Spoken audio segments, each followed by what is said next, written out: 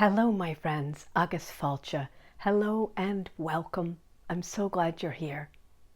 You know, I've been teaching Irish language for about 30 years now, and one of my favorite things to share with students are proverbs. I think proverbs are like miniature poems with wisdom that you carry in your mind and heart, and they can be so helpful.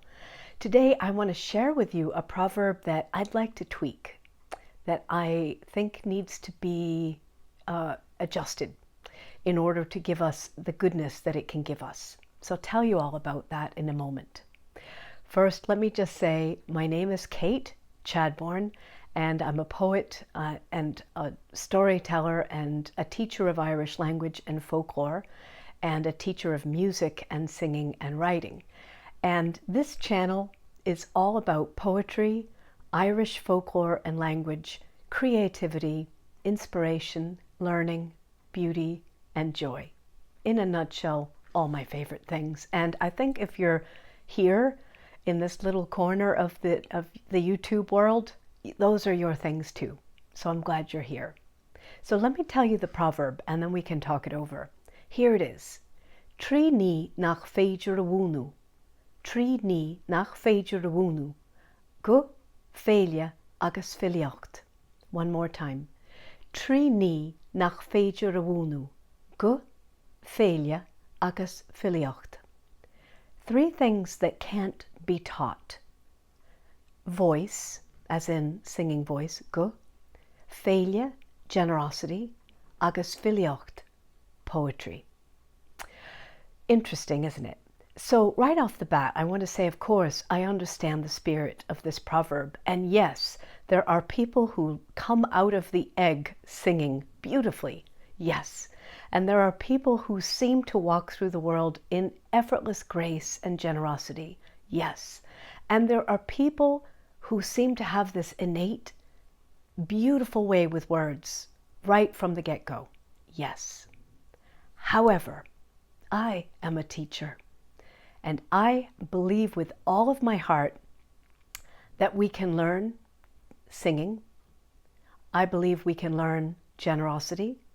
And I believe that we can learn poetry. Let me start with singing.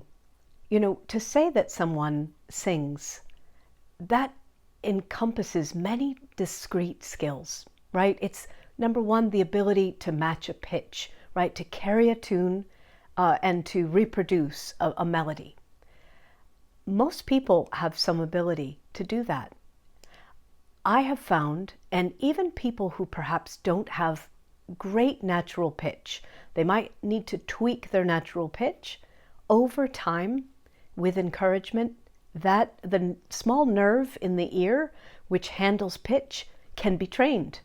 So even if somebody comes to their first lesson and is not able to really sing in tune, as we say, they can sing a little bit in tune. They can learn. I know this. Then there's other skills like memorization, the ability to remember a melody, the ability to remember the words, the ability to sing expressively and from our hearts. I believe that all of these things can and are all the time can be taught and learned with encouragement. Let me say here what I truly believe with all my heart. My definition of talent. Talent is eagerness. If you want to sing, you are a singer. If you want to sing, if you find yourself singing, you obviously have some talent for singing, or you wouldn't be. I do not want to play football, for instance. I have no talent for football, meaning I have no desire to do it. I'm not going to practice. I'm not going to spend my time on it. But the people who come to me and want to grow as singers, they are talented as singers. They have talent, and we nurture that talent. And you can do that yourself. Now, let's talk about poetry. Same thing. Yes, poetry indeed can be grown in us. Yes, some people find it naturally easy to create poetry, but everyone, and I literally have worked with, at this stage, thousands of people, which is makes me feel so grateful. I can't even tell you. To assist people in making the poems they want to make. And what I've seen is everyone who wants to make a poem is talented as a poet. If you want to play with words and you want to participate in poetry, you have talent. So what I think matters about this is that we're moving from what we now know of as a fixed mindset. And the fixed mindset says, oh, only some people are musicians, only some people are athletes, only some people are writers or poets or artists, or, you know, we're all in these little boxes. And if you haven't developed a certain skill, well, you can't have that identity. I say a big no to that because I've seen us decide what identities we want and cultivate them and step into them. If you want to be a singer, you can be a singer. If you want to be a poet, you can certainly be a poet. If you want to be an artist or an athlete, you can be all of those things. Does it capacity? Perhaps, you know, if I decided today that I wanted to be a football player, which believe me, I won't, but I will probably have a very limited capacity, but I still could take on that identity in a way that is meaningful to me. And I'm not too interested myself in judging other people's artistic capacity. I'm really not. Also, mostly we're wrong when we try to make judgments like that. What I'm interested in is desire. And if we have the desire for these things, I believe they belong to us already. And then, how do we grow them? With time and care and attention and encouragement. It's that easy. Let me address the last one, failure. I mean, that's the middle one, but I'm saving it for last. Can we learn to become generous? Oh, gracious, we can. Yes.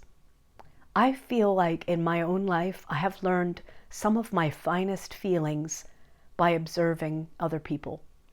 I've been so lucky to see wonderful examples of nobility, of generosity, of love, of lightheartedness, of kindness in my environment, and I have thought, I want that too. I want to be that. And I practice it, and I become it. So 3 things that can't be taught. I'd like to change this to 3 things that can be practiced with love, with encouragement, with devotion. 3 identities you can take on if you choose. So that's my adjustment to that proverb. I'd love to hear what you think. First, are there things that you believe can be taught that perhaps we as a culture have sort of said cannot be taught? And second, or not, you can disagree kindly, but I'd love to hear, I'd love us to break through some of the stiffness, again, of that fixed mindset that I think keeps people from having and being all that they want to have and be in their lives. Meaning the identities that they want to take on. Oh no, I'm not good with money. Guess what? You can become good with money. Oh no, I'm not an early riser. Guess what? If you choose, little by little, 10 minutes at a time, you can become an early riser. You know, oh no, I could never stand up and sing in front of people. Guess what? You could. So I just want to wiggle loose some of these things so that we recognize that really the secret here is practice, and it is devotion and encouragement, especially encouraging ourselves. So what do you think maybe we have put in that category? And also, if you're moved, I'd love to hear what is an identity that you would like to take on. And it might be a poet, to become a poet, or a singer, or a generous person. I'm going to say, if you have that desire, you are those things already. You have that talent. You have that capacity. So I hope that's just encouraging to you, because I really, really believe that we can practice and become what we wish to be. Take that on if you like. As ever, I so appreciate you being here. I'm having so much fun, honestly, making this little channel. And I love the conversations we've been having. Thank you so much for your comments. Please keep them coming. Just chat with me. It's just so encouraging and fun. I'm taking on a new identity of YouTuber, and that is really fun. I have much to learn, but I'm really enjoying it. So please, if you haven't subscribed, we'd love to have you in this little community. Like the video. I can't even tell you how much that means to me. And leave a comment. And if you feel like it, maybe share it with someone else who might like to take on some new and delicious aspects of their own identity. So thank you very much, and I will see you next week. Goodbye for now.